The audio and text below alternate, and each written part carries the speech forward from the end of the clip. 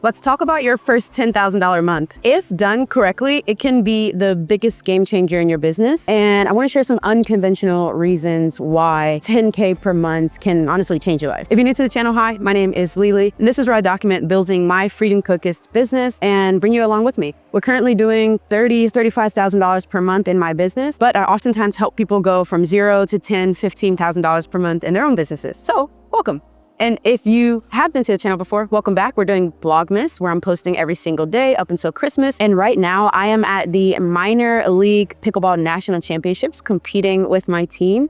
And this is one of the first reasons that $10,000 per month, if done correctly, can change your business. And it's because you can take time off in order to do the things that you want to do, whether that's dropping nearly $1,000 for you and your family to travel out of state for a pickleball tournament in a long weekend, or whatever it is that you like to do. I'm tying my shoes right now because we're going to be getting started here in a little bit. I like to think about using 30% of the revenue that the business makes towards your operating expenses. And I got this from a book called Profit First, and I have a whole breakdown inside of a school exclusive, which are the daily videos that I'm dropping inside of my school community that go a little bit deeper into some of the nitty-gritty. So if you want to hear more about how you split up your money, then check that one out. But about 30% goes towards your operating expenses. So when you're making $10,000, that 30% now becomes significant enough to have software, AI systems and workflows, and people who are helping you to keep the business running. And on top of that, once you hit 10K per month, you figured out enough about how things need to work in your business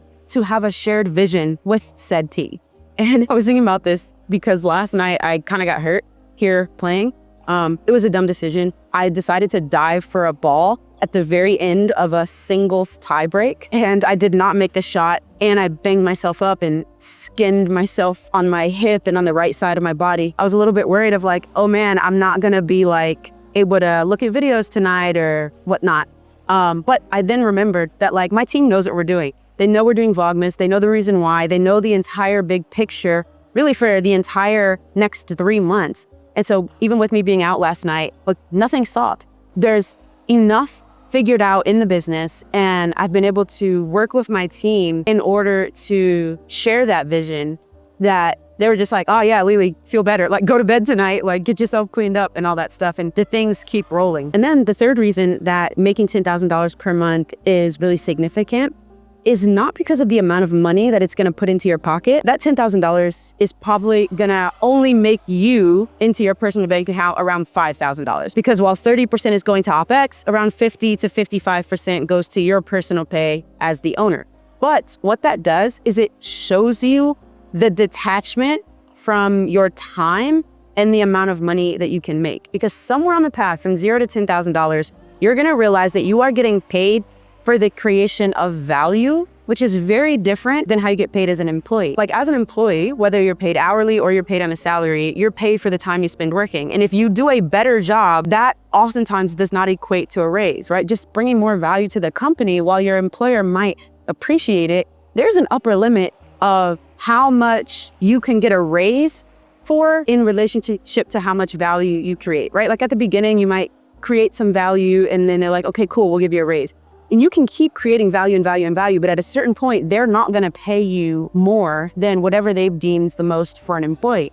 But when you go from $0 to $10,000 in your own business, you realize that you don't have an upper limit for yourself. If you can continue to figure out how to create value and detach your income from the time you spend working, you can make as much money as value you're able to create. And it's a really special like mental break that happens between 0 and 10K. And it's why I was able to go from 10 to 30K way faster than I was able to go from 0 to 10K. So hopefully this was helpful. I'm gonna go get on court, and after this little highlight montage, I will come back and let you know how we finished up today at the National Championships. Thanks for watching.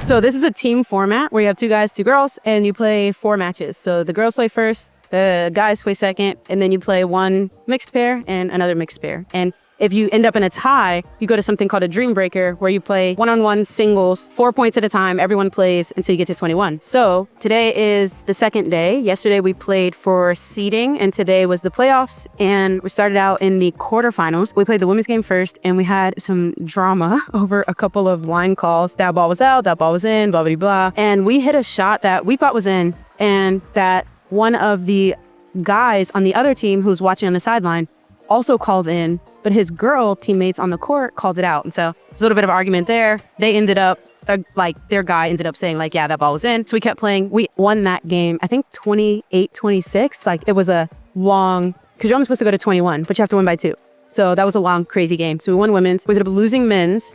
And we also lost our first mixed game. So then we were down 2-1, and me and my partner went up to try to tie it and force us to have to go to a dream breaker. And we played pretty well. We ended up making a bit of a run towards the end, but we ended up losing.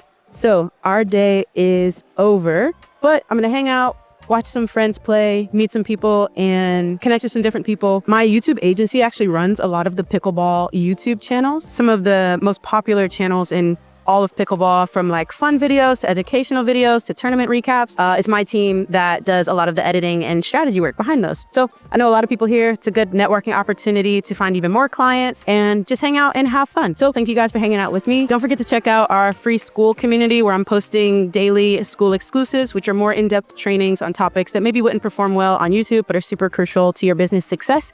And until tomorrow, thanks for watching.